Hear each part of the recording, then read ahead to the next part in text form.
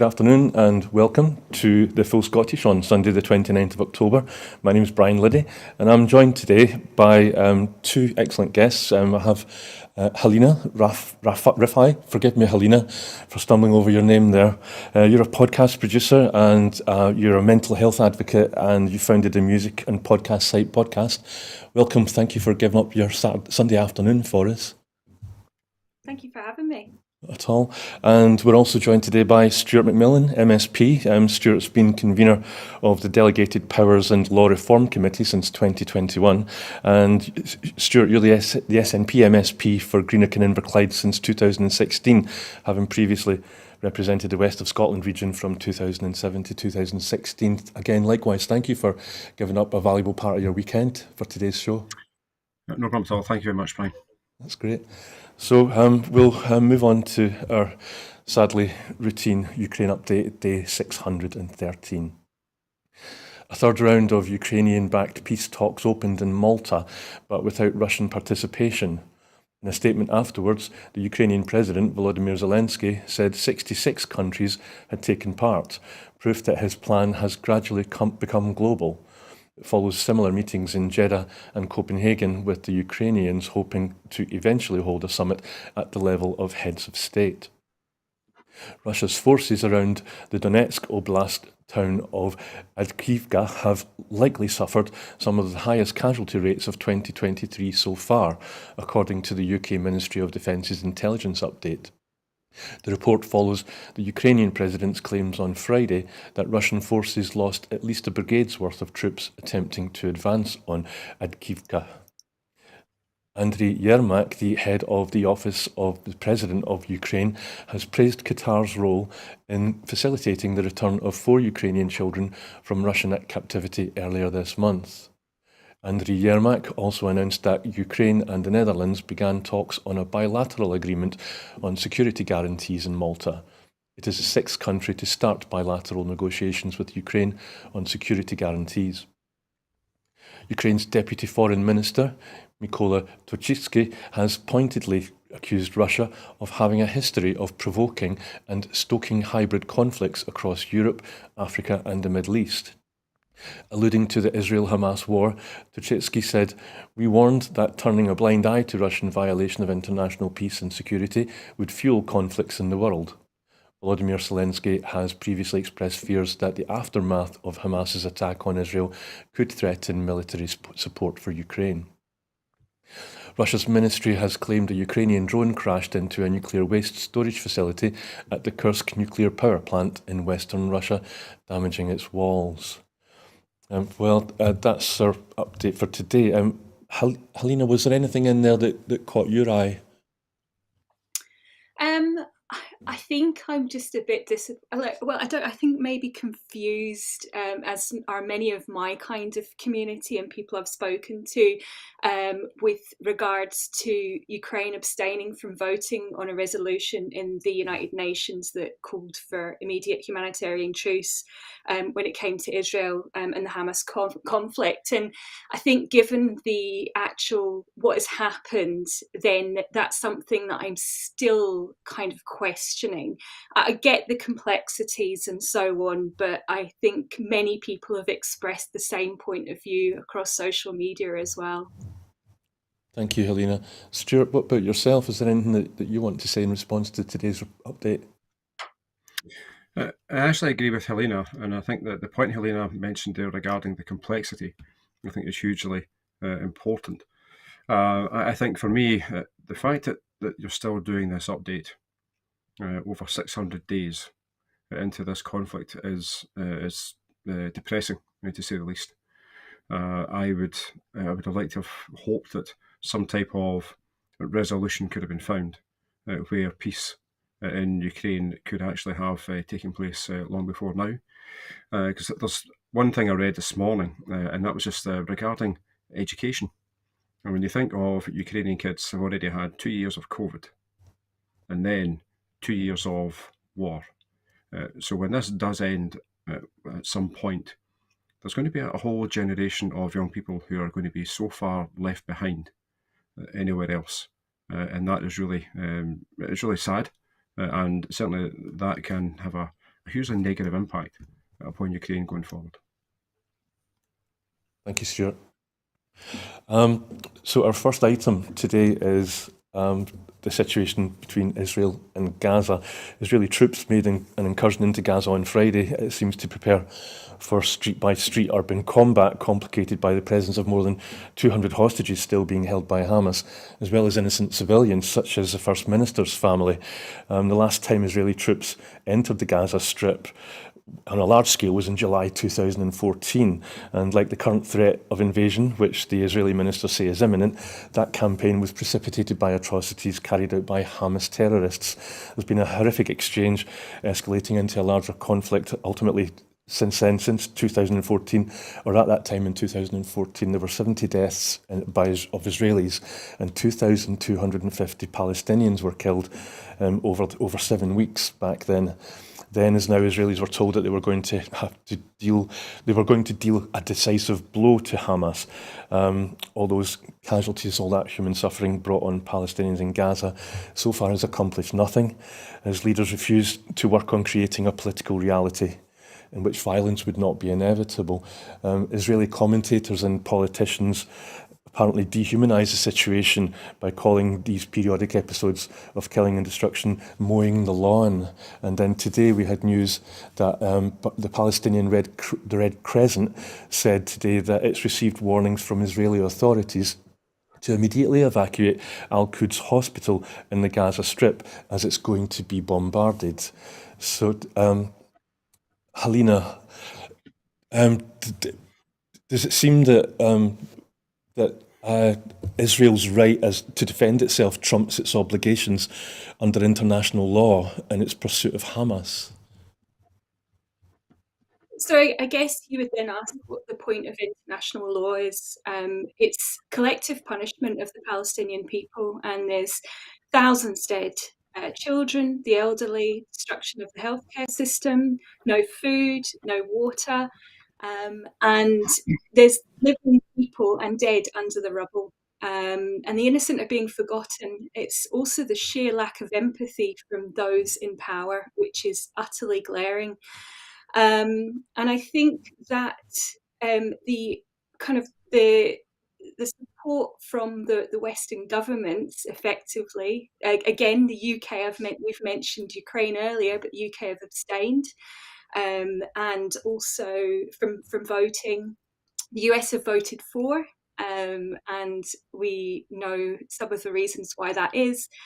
But this is ethnic cleansing. It's effectively trying to exterminate an entire population of people. So when it comes to these, when we talk about the war, they have breached this. And I've mentioned the collective punishment, which has been completely disproportionate. There's been no civilian protection when it's come to this, which is obviously emphasised by humanitarian law. Basic human rights have been completely forgotten, and again, this is a breach. There's no dignity and respect. Some of the comments that I've seen from commentators and others who have been ambassadors, including Dan Gillerman, who called the Palestinians animals, and what you've said there about the dehumanization, which means that people become almost anesthetized. So you kind of forget that that's a human being at the end of the day. And there's a responsibility of the occupying powers. And I suppose in the context of Israel-Palestine, when imposing those collective punishments, it's violated duties and responsibilities. So overall, I think that there's the right to defend doesn't in no way trump that international law. Thank you, Halina. You mentioned the UN resolution last week that the UK voted for, and the UK supported America's draft resolution calling for a humanitarian pause but not a ceasefire. And I think they also voted against a second Russian resolution calling for a ceasefire to cancel Israel's evacuation of civilians. And they voted against that because, once again, that Russian resolution failed to recognise Israel's right to self-defence. So thank you for bringing that up, Stuart. I was wondering, have there been any debates in Holyrood about the situation in Gaza and human rights? Well, the First Minister made a statement at the beginning of the week, and I think it's fair to say that the First Minister has actually helped to lead people within these islands in trying to push them into having a different position. I think it's humanitarianism. Sorry, I'll say that again. Humanitarianism has no borders, and also it's got no boundaries. And what we are witnessing every single day in the television screens, what we're reading online and also in the mainstream media is just horrific.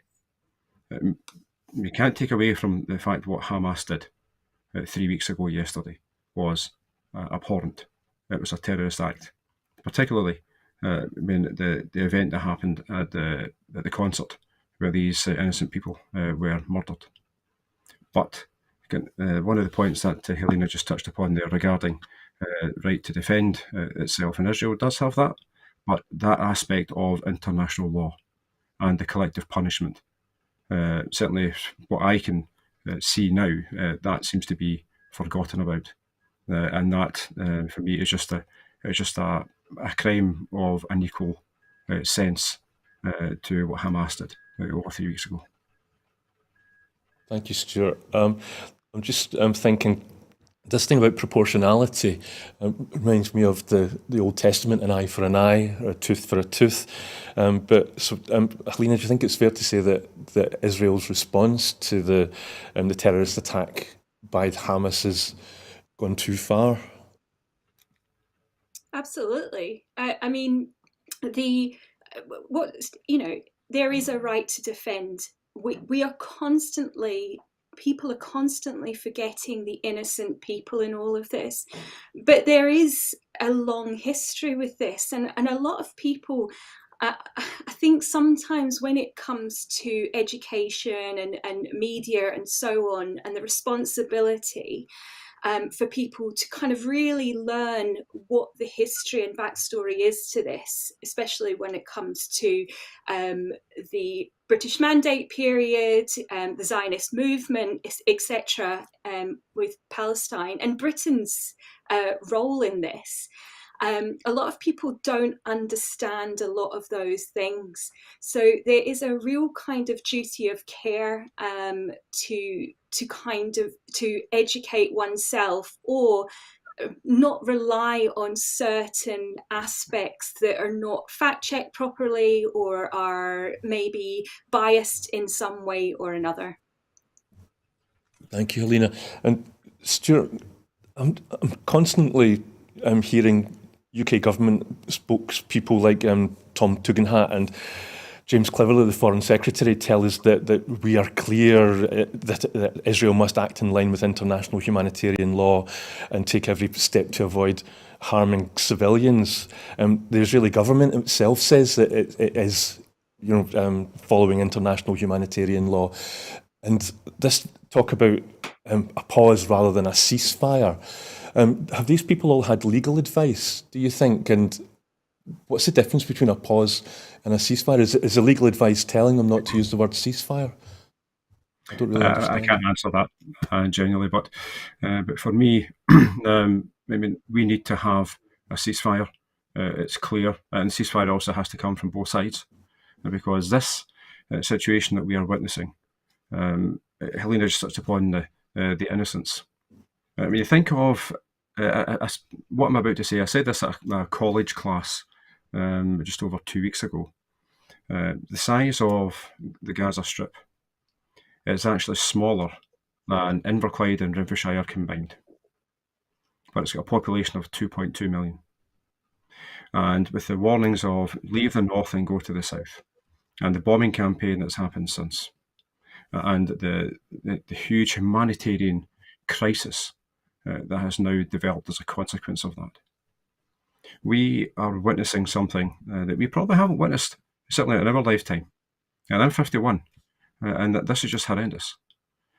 And the West has got a part to play. But one of my kind of fears, biggest fears about this situation also is that the language that's been used by the Israeli government in terms of destroying Hamas. I fear that actually this will be a strong recruiting tool for Hamas and other organisations akin to Hamas.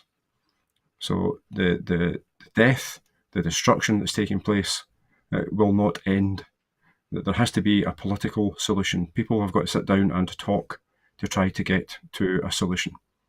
And until that happens, sadly, I think we are going to lose many more lives, and many more futures will be absolutely destroyed. Thank you, Stuart. Halina, I'm just thinking about something that Stuart said there made me think about the map of the Middle East in 1947. If you had looked at it then, there would be no Israel. It would just be Palestine. And so Palestine, part of Palestine was taken away to be given to Israelis so that they would have a homeland. And now it seems that, would you think it's fair to say that it's almost as if they're disrespecting their hosts in a sense, you know? Yeah, it was like by UN resolution, the voice in my ear tells me. I don't know, I'm just this expansion to the I don't know. I'll see what I said about. I can't really formulate a question when I'm live in the studio. Maybe you can help rescue me by saying something sensible. So Palestinians have been squeezed out of their land, and they have been done for 75 years, perhaps beyond that now, due to the Zionist movement. Obviously, there was the UN partition plan that proposed the partition of the Palestine and Jewish and Arab states, with Jerusalem as an international city. And then in 1948, when the State of Israel was declared, and they declared independence, leading to the Arab-Israeli War and displacement of hundreds of thousands of Palestinians. So if you adopt that to your own home and your own thinking, and I think this is where people really do need to put themselves in this position. If you were in the same position and your generations of your family have been forced to move from their homes, then how would you feel? And I think that when you put it as simply as that, and then you unfortunately you then add the context of religion and other complexities, and then the tensions arise and war. And having to live like that for 75 years, what that does to someone or a population of people, I can't comprehend that. And the trauma that is then put within generations following that, within their genetics, is something to think about as well. So I think that as I say, we have to really put ourselves in those positions and display a real lack of empathy and education to fully understand. Thank you, Halina. Stuart, I'm just thinking about what's the mood like in Holyrood when you're with your colleagues and Gaza comes up. Is there much talk about the two-state solution, or do people think that's the two-state? Is it still an option, do you think, or has it gone beyond that? The two-state solution? So I think the two-state solution has certainly still got to be an option to try to get to an outcome where people can live side by side. And it's something that I fully support. I think the situation in terms of the question regarding the discussions in the Scottish Parliament, it does clearly come up. And I think there's a great deal of sadness, shock, anger, frustration, and also the fact that our very own First Minister's family are in Gaza at the moment. I think it actually probably brings it closer to home for many people in the Scottish Parliament about this isn't just something that's happening in some far off distant place. There are families in Scotland who have got loved ones out there in Gaza who are obviously very much getting caught up in the situation that we see on a daily basis. Thank you, Stuart. And yeah, I think I saw something this morning that just before I come on here that said that as far as we know, as far as Hamza Yousaf knows, his family is still safe in Palestine. But yeah, that could change at any second, couldn't it? I'll move on to our next item, which is the tech tycoon Elon Musk has called the First Minister of Scotland a blatant racist in a tweet that he sent, or maybe it's called an X, I'm not sure what it's called these days. He retweeted a clip of a speech that Yousaf made in 2020, noting or indeed deploring the reality that almost every senior post held by anyone in Scotland was held by a white person. This has become quite an infamous speech in racist circles, especially in social media, and it's frequently deployed to make the spurious case that Hamza Yousaf hates or is otherwise prejudiced against white people. It goes something like this. The clip says at 99% of, one thing that the First Minister has said in the past is that at 99% of the meetings that he goes to, he's the only non-white person in the room. And he said that's not good enough. He then goes on to take the judiciary alone. He said the Lord President, white. The Lord Justice Clerk, white. Every High Court judge, white. The Lord Advocate, white. The Solicitor General, white. And so on and so on. And I would probably even go as far as to say that most of them are probably also male as well. And a little bit of context. So in 2020, this came just after the murder of George Floyd, a black man, by white police officers in Minneapolis, and saw the emergence of the Black Lives Movement.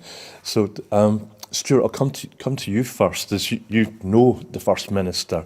Have you had a chance to speak to him about it and how he feels about being called a racist by Elon Musk? Well, first of all, I was in the chamber that day when Hamza obviously wasn't First Minister at that point, when Hamza gave that speech. And I can assure you, it was a sobering moment for many people in the chamber. Now, Hamza was stating facts. He wasn't coming up with any utter nonsense that's been thrown about on social media over the last couple of years, and also by Elon Musk earlier on this week. So Hamza was just stating a set of facts. And are they uncomfortable? Yes, they were. But we as a society, we have got to continue to look at ourselves in terms of, are we doing enough to make Scotland the place that we actually want it to be? I know sitting within the SNP, there are many, many people in the party who want Scotland to be that warm, welcoming country that we know it can be, it already is, but it's not perfect. There is still work to be done.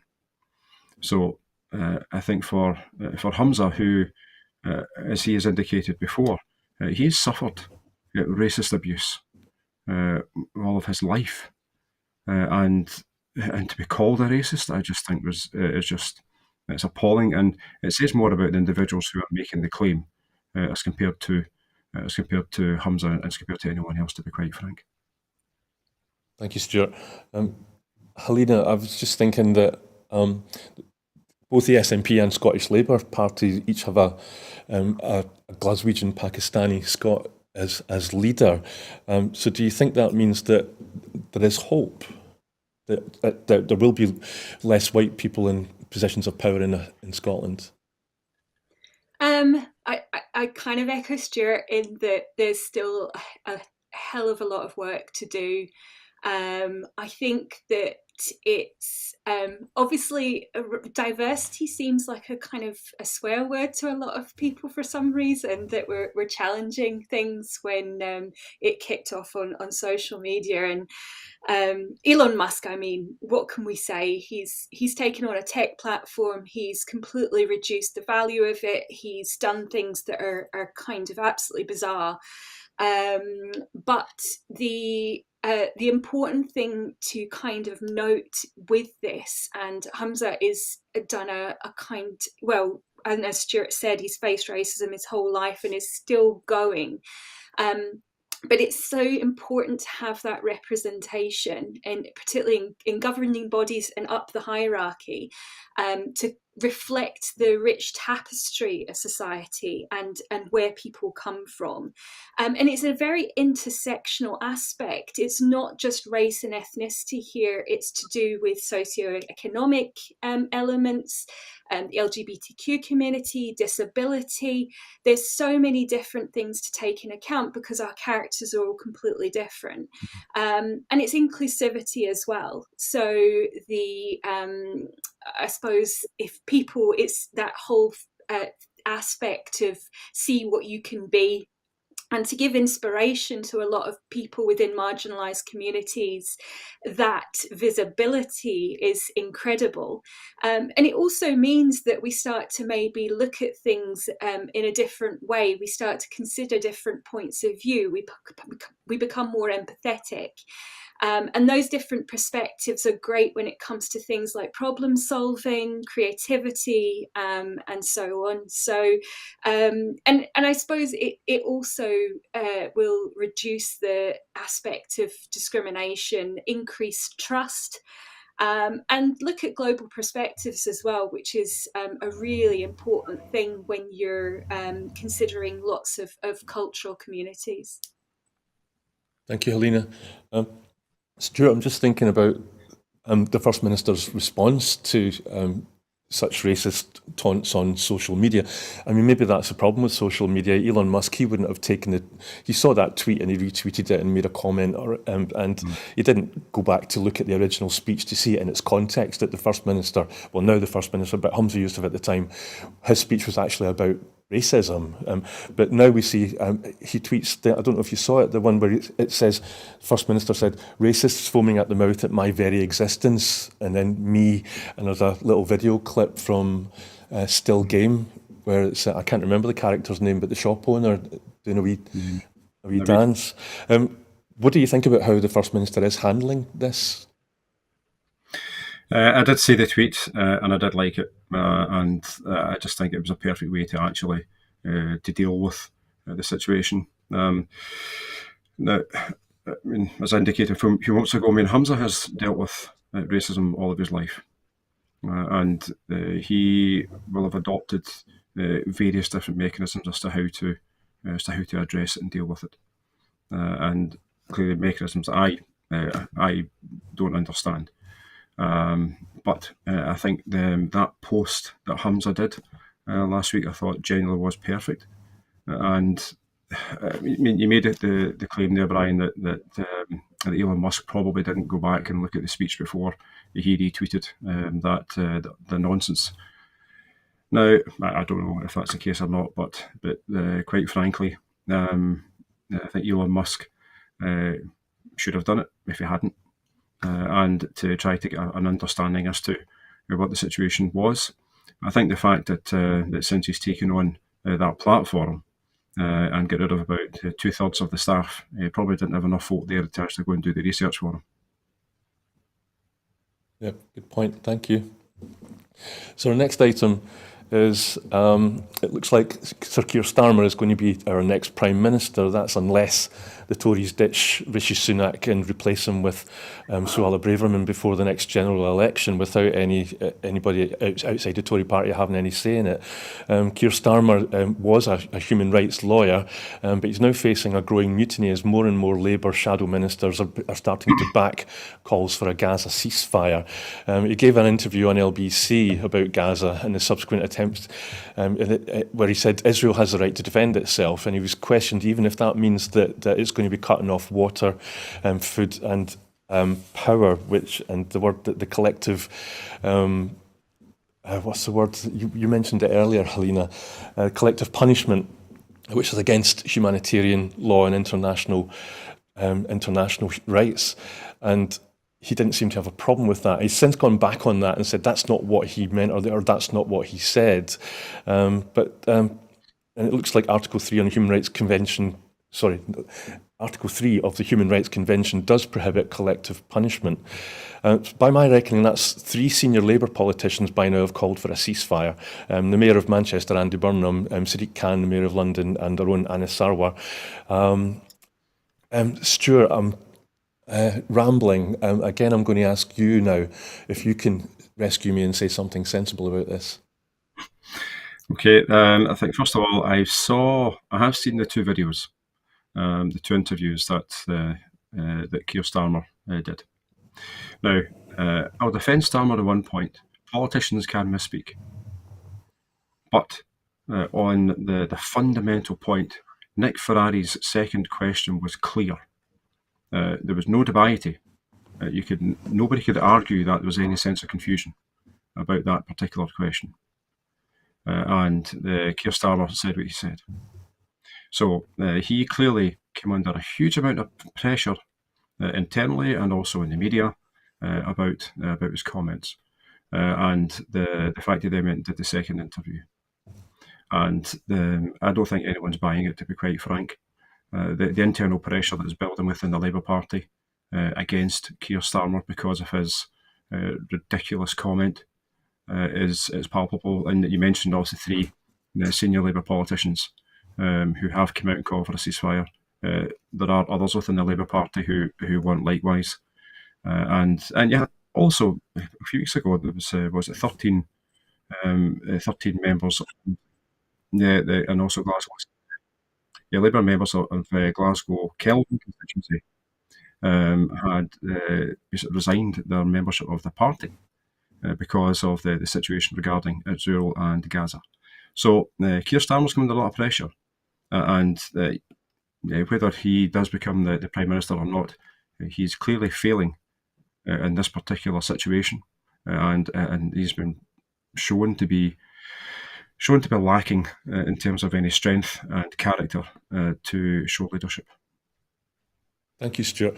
Halina, I'm really keen to hear what you are going to have to say, or what you think about this item. But if you don't mind, I'm just going to ask Stuart one more question. Where do you think this leaves Anis Sarwar in terms of his relationship with Starmer?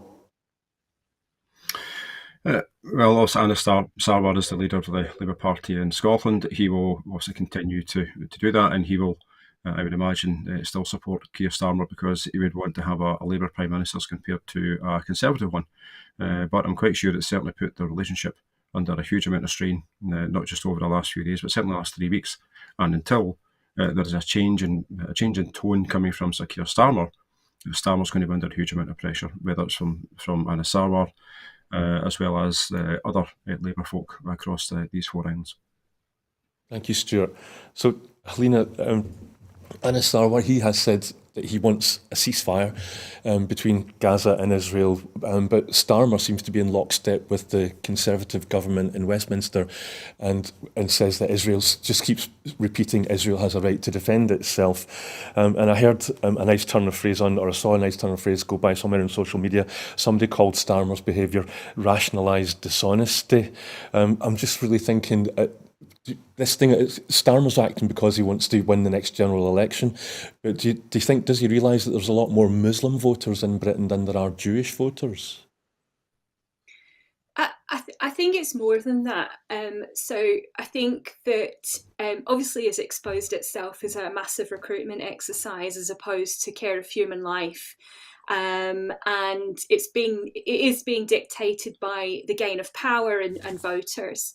And his silence is deafening now, utterly deafening. And you can collectively see all the elements that are coming together that are starting to take his downfall, but it's been bubbling in the background for quite some time now. Sarwar has a nightmare now. It's like 2 opposing parties almost, which is completely crazy. And also, it then brings back, a lot of people are now starting to bring back the subject of Scottish independence based on some of the comments that he's made as well, which is something that they do not support. So I think that the revolt, the defragmentation of everything, he's effectively just thrown a bomb into his own party. Thank you, Halina. And Stuart, can you, thank you for bringing in independence as well. Stuart, can you maybe help disperse some of the fog over this issue? This notion that, let me try and get my thoughts straight in my head. I'm still thinking about Anas Sarwar as being in the Labour Party, who is now seems to have come out against what Keir Starmer has said. In Holyrood, I don't know. I mean, what is it like in Holyrood? I mean, have you had a chance to talk to Anas Sarwar about it? Has he said anything about the relationship he has with his boss? If that makes sense. No, I haven't spoken to Anas Sarwar about it, and to be quite honest, he probably wouldn't talk to me or any other SNP member or opposition member about it either. I think the Labour group in the Scottish Parliament have got they've got a decision to take in terms of what position do they support. Do they support their Scottish boss, or do they support their Westminster boss? But fundamentally, Starwar has shown himself up to be lacking leadership. And with a UK government that is in such a crisis, and for Labour to be like some 20 points ahead in various opinion polls, that will narrow the closer you get to a UK election. That always happens. Doesn't matter who's ahead or not. But fundamentally, the electorate will decide as to who they think has actually got the leadership qualities and credentials. And as things stand, Starwar is proving that he actually doesn't. Thank you, Stuart. I mean, the thought I was trying to formulate was that it seems that Sir Keir Starmer is actually showing that he doesn't need Scottish votes to win the next general election. So he's kind of prioritising the Red Wall voters in the north of England. Is that fair, do you think? I think that's fair. I think that's been a position for a few years now. And, I mean, Scotland's number of MPs has been reduced with the boundary changes. England's number of MPs is increasing. So it doesn't matter what Scotland does in terms of how many MPs they send back who are either SNP, Labour, Conservative. It doesn't matter because the population of England is far greater as compared to the other three countries, and the number of MPs is far greater than the other three countries. So it's a myth that Scotland needs to vote Labour to get a Labour government. It's just it's not the case. That's great. Thank you, Stuart. So Mr. Sarwar is in an awkward situation then. So I'll move on to our next item. The word destitution is a noun. Its definition is the extreme want of resources or the means of subsistence, complete poverty, a lack of deficiency, a lack or deficiency, or an absence of anything desired.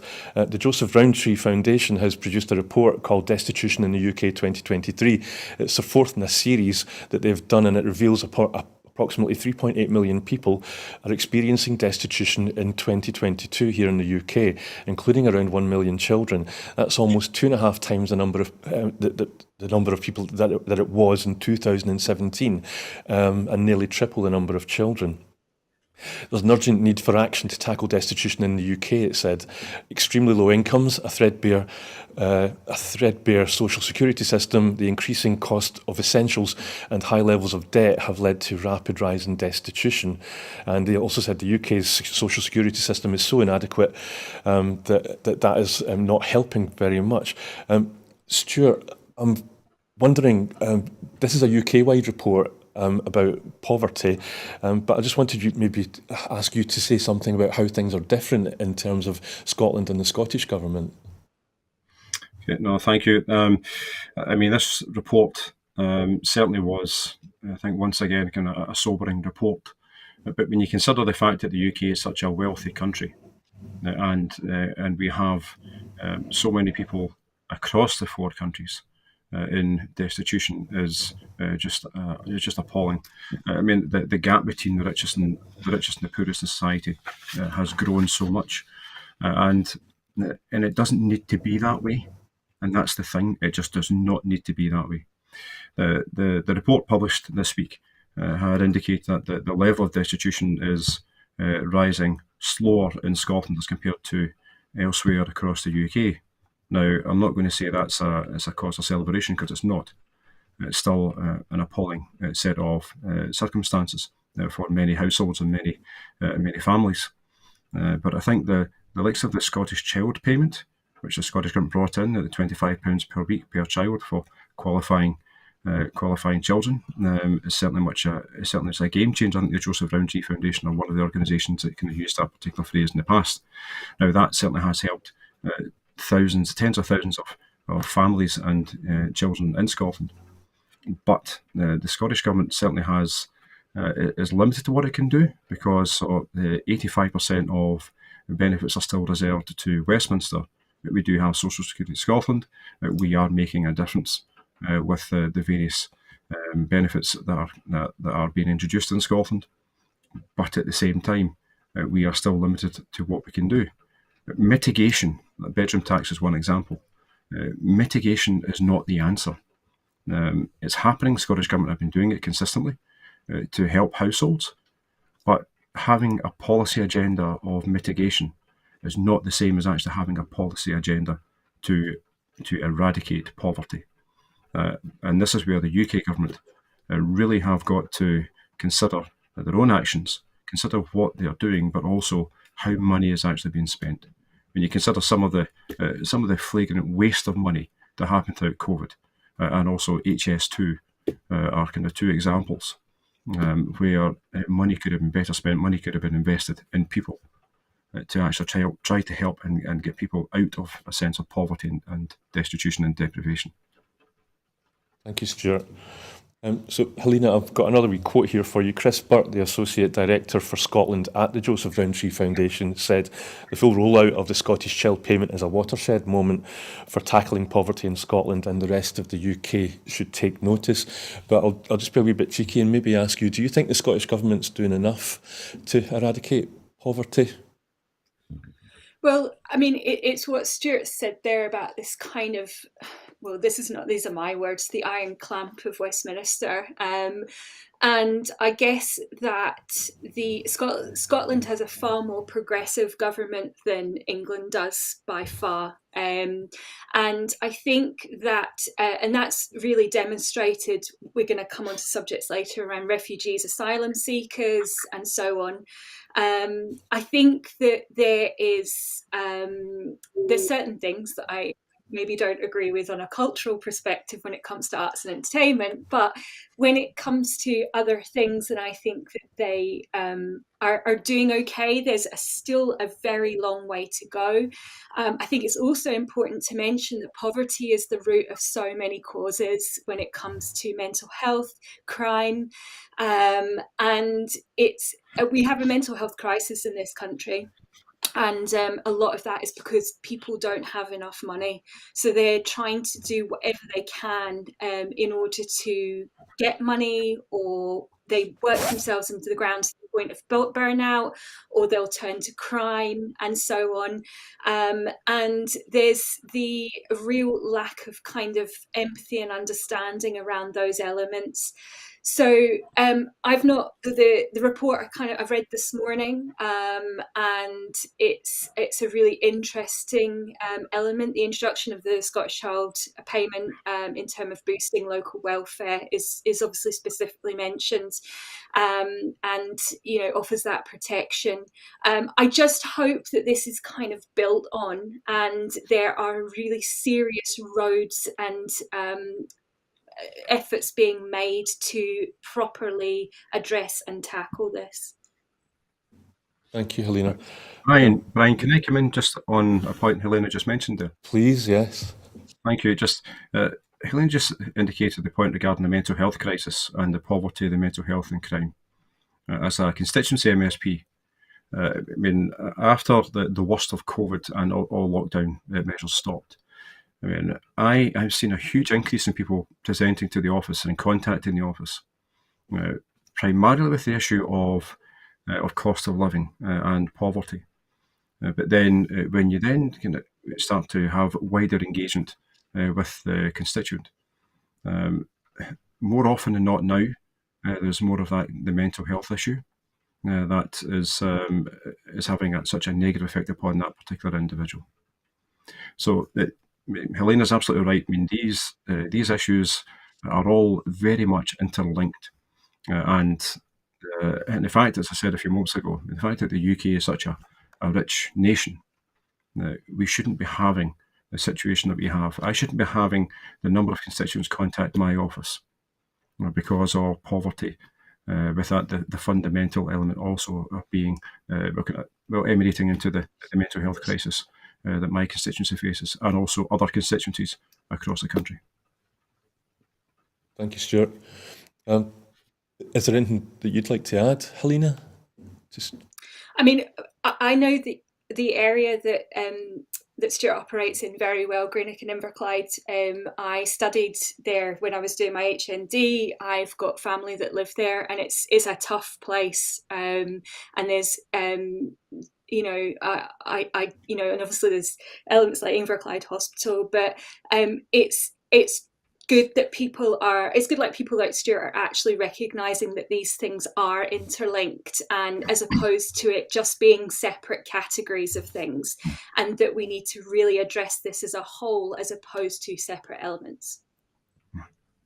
Thank you, Halina. Just going back to something that you said, Stuart, about mitigation. The First Minister said that with the limited powers available to us, the Scottish Government is mitigating some of Westminster's most harmful policies. But we don't want to simply mitigate Westminster-imposed destitution. With the full powers of independence, we could eradicate poverty and build a fairer Scotland. He seems to be referring to the supposed broad shoulders of the UK that we're supposed to be able to rely upon. But one of the recommendations that the report made was that universal credit should have an essentials guarantee to ensure everyone has a protected minimum amount of support to afford essentials such as food and household bills. Stuart, that kind of sounds like a Scottish Government policy to me almost. Do you think they've been paying attention to what you and your colleagues have been delivering? I dare say yes, to be honest. I mean, the Scottish Government certainly have, for some time now, had the mitigation policies put in place to try to help people across Scotland. But I will reiterate the point I mentioned a few moments ago. Having a policy agenda based upon mitigation is never going to remove the fundamental problems that we will face as a society.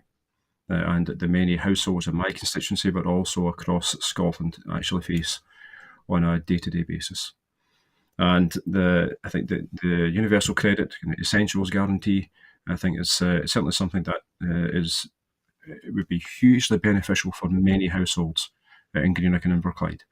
And the fact that so many more people are now going to food banks to try to get essentials, and it's harder for food banks now as well to actually get donations because the cost of living crisis is biting for so many households.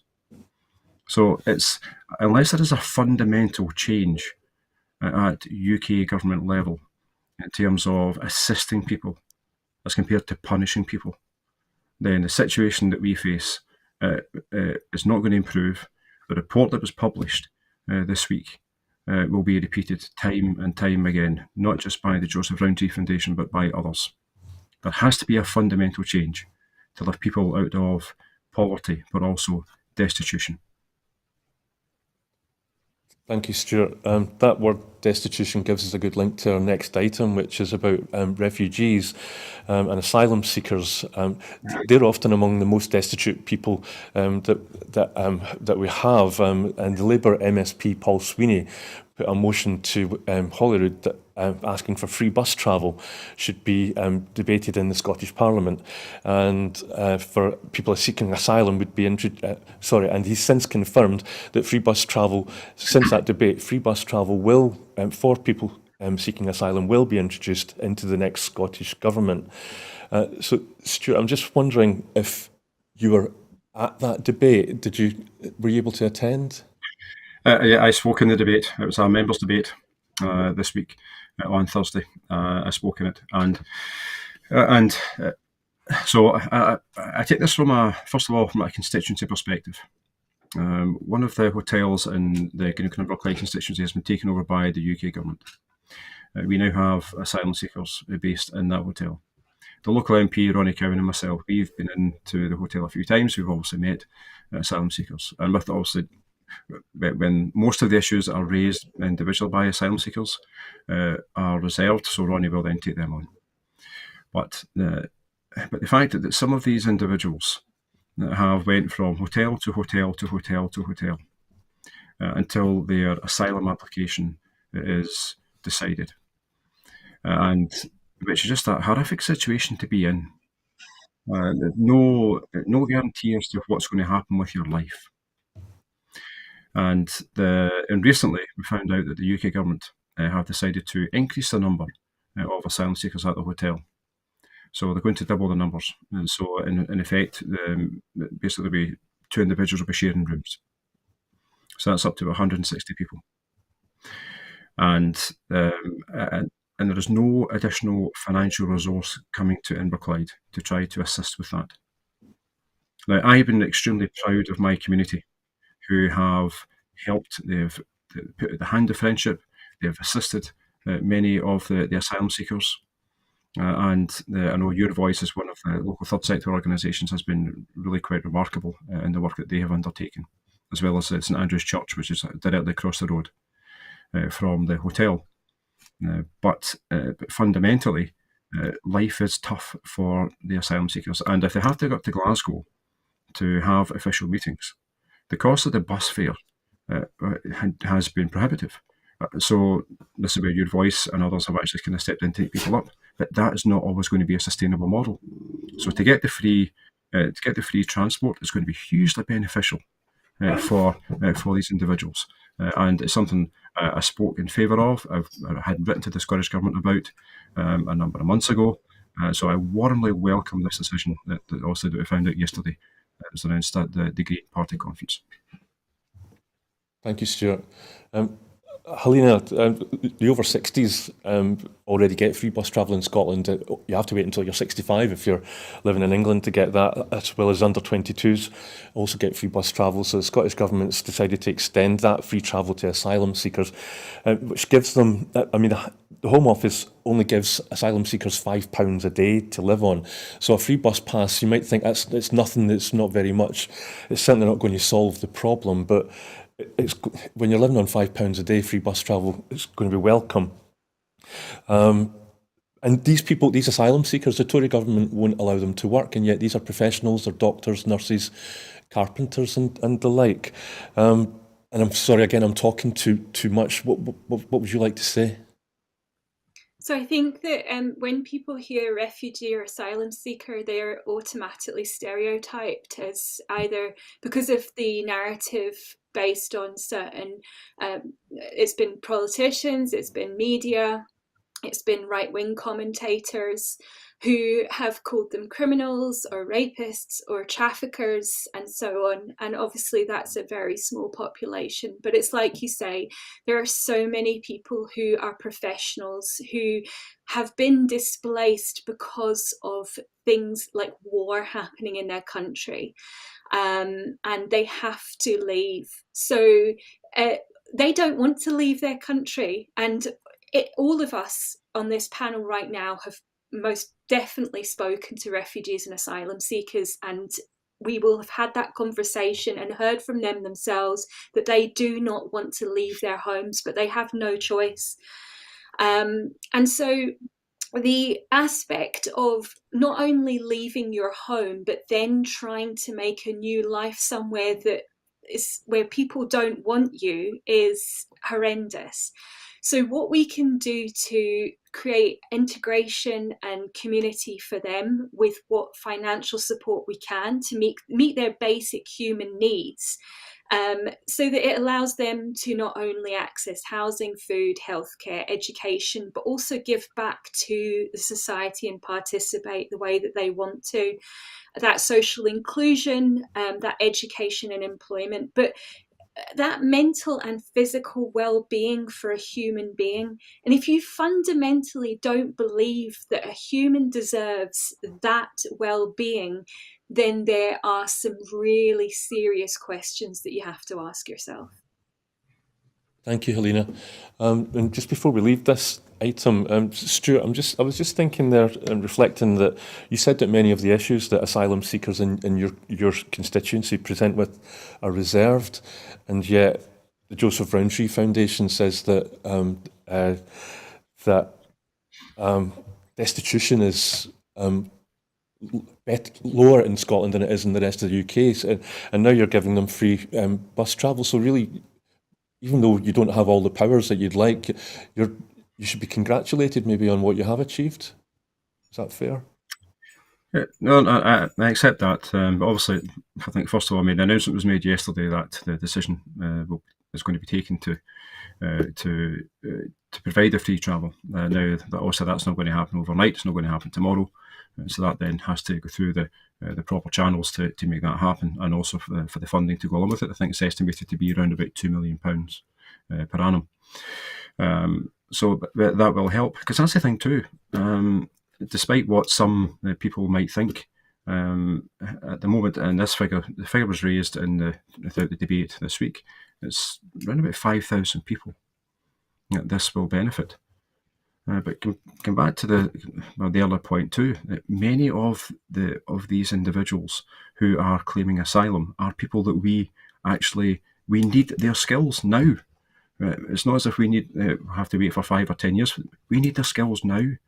But the fact that they are not allowed to work, the UK government prevent them from working, is just, and it's a consistent approach they've had for many, many years. It's just a shocking situation and a damning indictment of a failed Westminster system, with a human approach to asylum, which I would want to see in an independent Scotland. I think we could actually harness the skills that people actually have whilst they're here, and if they do want to return home, then also we allow that to happen as well, and we facilitate that to happen. But whilst people are here and they want to contribute, let's make that happen. Thank you, Stuart. And that kind of chimes with what you were saying, Halina, about people that are seeking asylum. They don't want to leave the country that they were born in and grew up in. But I think, and forgive me, Stuart, we've got a minute left. I can't help, please forgive me for asking you this maybe, but have you had a chance to speak to the new leader of the Alba party in Holyrood, Ash Regan, since she made her announcement that she's crossing over to Alba? No, I haven't. I've had a number of things on over the weekend, and I'm sure that Ash has been busy herself. Okay, thank you for that. Well, that's about it for the full Scottish. Halina, thank you very much for your reasoned answers to my strange questions, and likewise, Stuart, thank you for your patience with me. I hope to see you both again sometime soon here on Broadcasting Scotland, and enjoy what's left of your weekends. Well, thank you very much, Mike. Thank you. So that's it for this Full Scottish this week. But before I go, I just want to remind you that here at Broadcasting Scotland, we depend on the generosity of you, our supporters. So to everyone who has donated and to everyone who has signed up to make a regular monthly payment, we thank you very much. You know that our programmes will always be free to view. However, if you can afford £5 a month, please do consider becoming a Broadcasting Scotland supporter. Our need to reach our £30,000 target to pay our bills has again become urgent. However, the generosity of our supporters has given us a little more time. We have raised over £20,100 and we will be able to continue making programmes until now, but we now need to raise the remaining £9,100 urgently, and that is immediately. So as I said earlier on, you know that our programmes will always be free to view, but if we don't make that last £9,100, then those programmes may come to an end.